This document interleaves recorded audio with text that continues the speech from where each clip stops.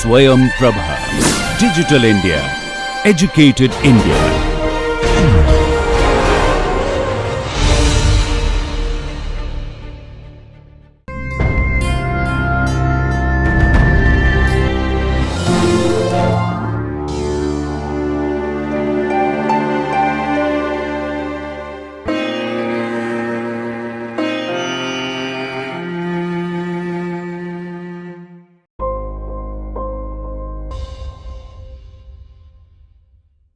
Welcome to the case study on regression. In the last lecture, we saw how to read a data frame and how to identify columns which are not important and how to remove duplicate records. In this lecture, we are going to start by looking at the missing values.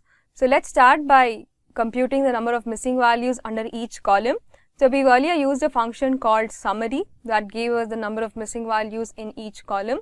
But now in this case, we are going to be using a vectorized function called sapply that directly returns the number of missing values under each column. So within the function sapply, you need to give the name of the data frame, and I have defined a small inline function here which basically sums the number of missing values in each column.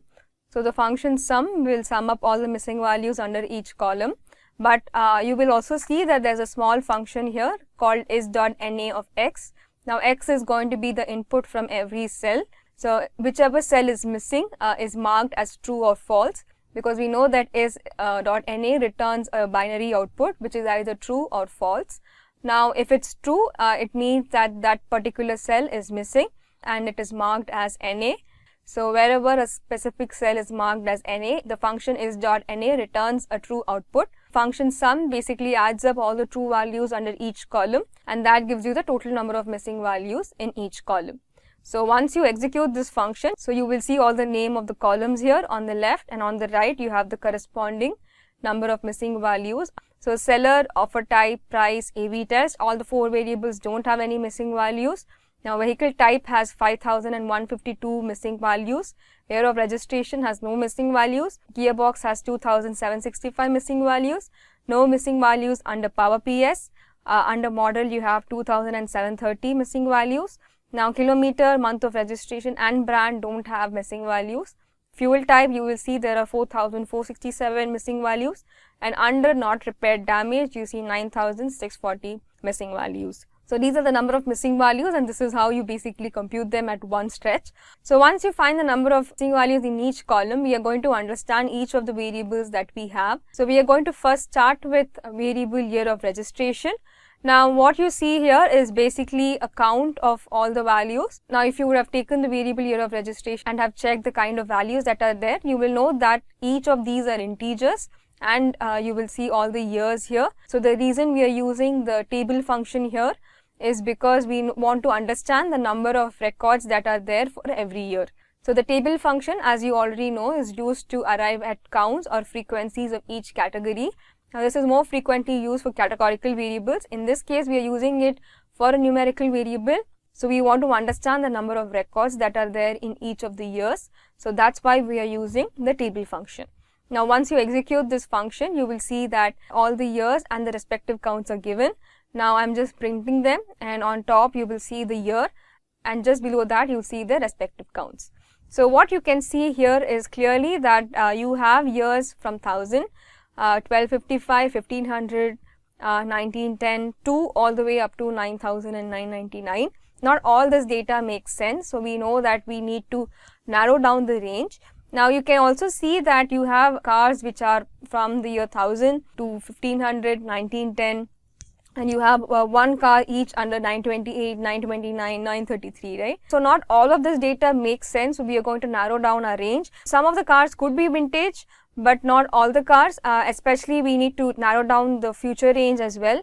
And we are just going to check for records between 1950 and 2018. So the purpose of doing it is to basically come at a very generic range. There's nothing wrong in handling vintage cars, like let's say early 1900s. But then in that case, there are very few records which fall under this category. but then it would not be good to basically put them with the remaining batch, because we are looking to arrive at a generic model that covers a decent range of years. So let's say we take top year cutoff as 2018, and so in that case we just want to know what are the number of records which have a year of registration greater than 2018, and that turns out to be 26. And similarly we are going to do a check for the lower range as well, which is 1950.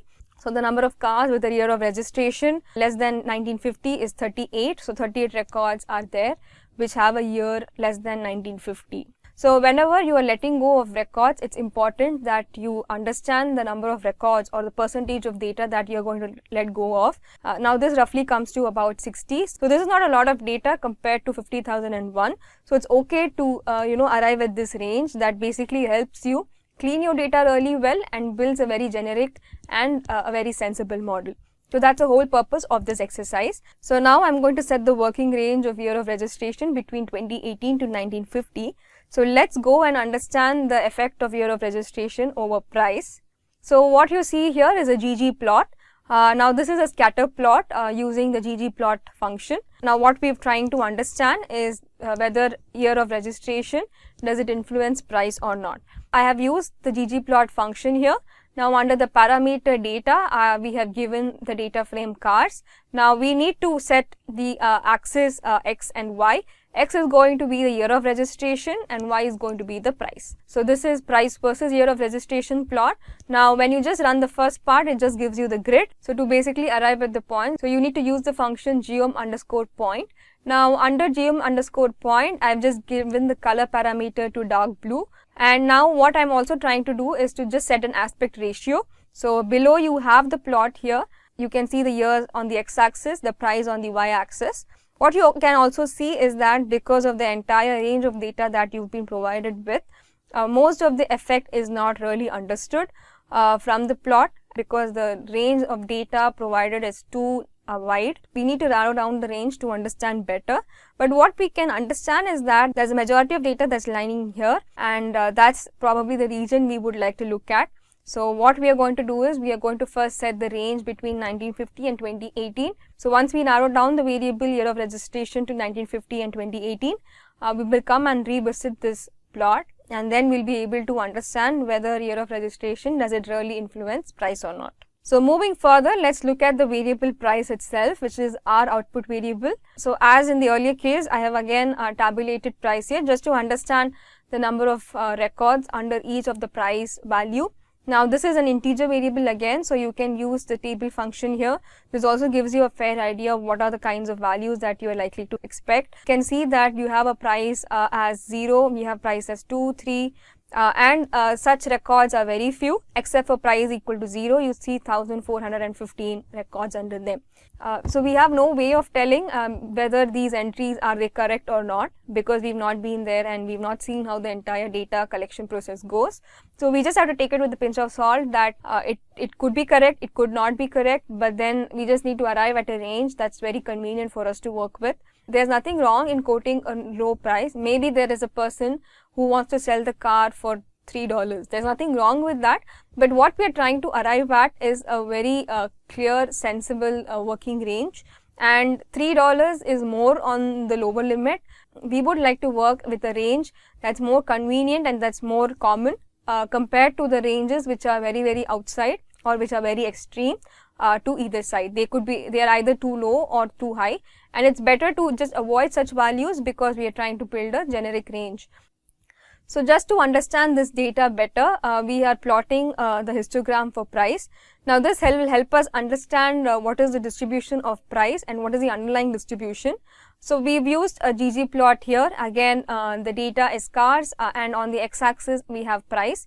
So just a quick recap, for histogram on the x-axis you have the variable, on the y-axis you have the count. So I am giving the price on the x-axis, and on the y-axis you have counts which get automatically generated.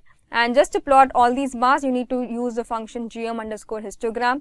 The aspect ratio has been set to 1, like I earlier said again for the earlier plot. Now it just throws a small warning saying that it uses 30 bins. So here we have 1 bin. We really cannot understand the underlying distribution, and that's because we have values from a very broader range. We need to narrow it down to arrive at a very convenient range where we can interpret and understand what the underlying distribution of the variable price is. So that's what we are going to do. So we are going to look at the summary of price that gives you the 5 number summary. So you have the minimum value of price as 0.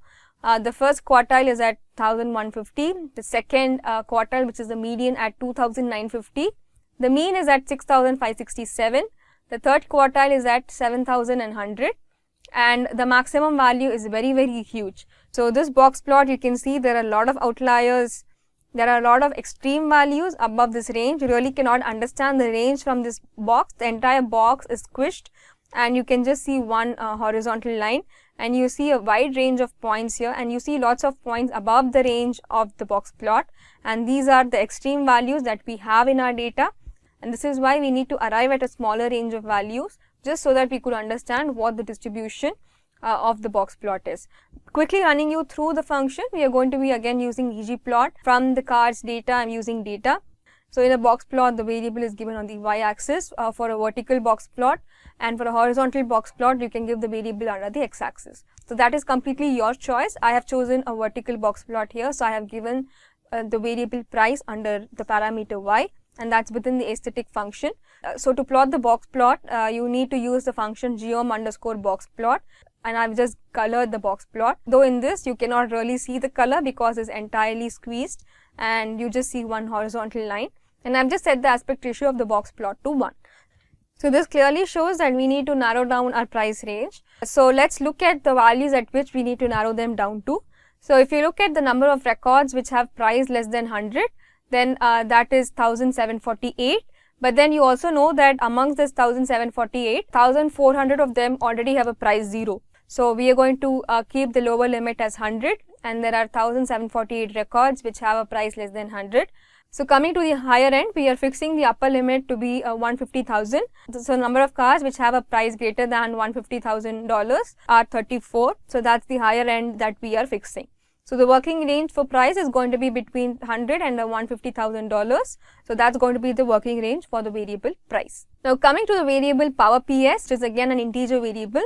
So we are just going to use the function table to understand the number of records under each of the power value. So you can see that 5533 records have a power PS value of 0. So this is definitely a wrong entry. So we don't know really how to rectify it. So we are again going to narrow down the range of values for the variable power PS. But this would require some learning and understanding what are the common ranges that are available. So you can actually go back and look at some of the cars, what is going to be the common working range for such cars. This is irrespective of any of the vehicle types that is used. So for the commonly used cars, what is the working range of power PS values? So that is what we are going to use to basically arrive at the working range. And this can be obtained anywhere outside. You can also look it up on the web. There's a lot of information about the horsepower of different cars, and based on that, we've arrived at a working range. So just to quickly understand the distribution of power PS, I've used the function ggplot. We are plotting a histogram here. So on the x-axis, I have used power PS, and just to plot the histogram, I've used geom_histogram.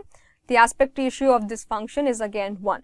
So here also you can see that because of the wide range of values that we have, we really cannot infer much from this histogram, and that is the reason we really need to tweak this range of values for power PS. So let's just understand the underlying distribution using the summary function. Now this again gives you a 5 number summary. So this is a range of values that we have, and we know that 75% of the data has a power PS value of 150 or less than that. The distribution can further be understood better using the box plot that is shown below. Now this is a vertical box plot, so you can set the y as the variable here, which is power PS, and all the other parameters remain the same as earlier. So here again you see extreme values just above the box plot. So we really cannot understand much from here, and the entire box has been squished. Ideally you should have got a box, but we are not able to see because of the extreme values that are present over the working range. So this is the reason why we need to narrow down our range. But before we come to that part, let's just understand the influence of power PS on the variable price. Now again, this is a scatter plot. You have power PS on the x-axis, the price on the y-axis. We are trying to understand price versus power PS. That is, we are trying to understand whether power PS influences price or not. And we've used again the cars data set here. So here you can clearly see that there's a bundle of points around this range. You do see some extreme values in this range, but however majority of them are within a certain range, be it the x-axis or on the y-axis, and there are a very few values which are very above, and we can treat these values as extreme values or outliers. So let's look at the range at which we are working in. Now this is more of a trial and error, and from the understanding of the common working ranges that are available on a very specific basis. So if you look at the number of power PS values which are less than 10, so 10 is going to be a lower limit. You can see that there are 5,565 records which are on the lower side, and coming to the higher side, which is 500, the number of records that we have above 500 horsepower is 115, right? So these are the two values which are outside the range. Amongst the 5,565 records which are outside the lower working range, we know that around 5,000 of them are with the power PS value of 0. So that's not a lot of records that we are going to let go of. So we are going to fix the working range for power PS between 10 and 500. So let's come to the point where we are going to narrow down the range and make all the changes in the existing cards data frame. Now just a quick recap of what the dimension was. So the dimension of the cards after letting go of duplicated records was 49,531, and there were 14 variables. Now we are going to impose all the conditions that we have used here. So I am setting the year of registration as 2018 as the upper bound and 1950 as the lower bound. Now coming to price, the lower bound is 100 and the upper bound is $150,000. And coming to power PS, the lower bound is 10 and the upper bound is 500. So this is the condition that we are going to place, and all these conditions are given within the function subset. Now within subset, you need to give the cards data frame as an input, and all these conditions go after that. Now you can clearly see that all these conditions have been separated using an ampersand, which is the bitwise AND. Only if all these conditions are satisfied, a specific record is actually subsetted out. And all these changes are being overwritten on the cards data frame itself. So if you go back and recalculate the dimension of the updated cards data frame, you will see that we have 42,772 records. All the columns are intact. So we have removed roughly about 6,700 records after arriving at the working range. So to summarize, in this lecture, we have looked at how to calculate the number of missing values in each of the column. We took the variables price, power PS and year of registration. Now these are the three variables which are numerical in nature in our data, and we worked with them to understand whether power PS and registration do they influence price, and how to basically arrive at a working range for each of the three variables, and what are the techniques that we can use to arrive at a working range. So we've used histograms, we've used scatter plot, and we've also looked at box plots to basically arrive at a good working range for this data. Thank you.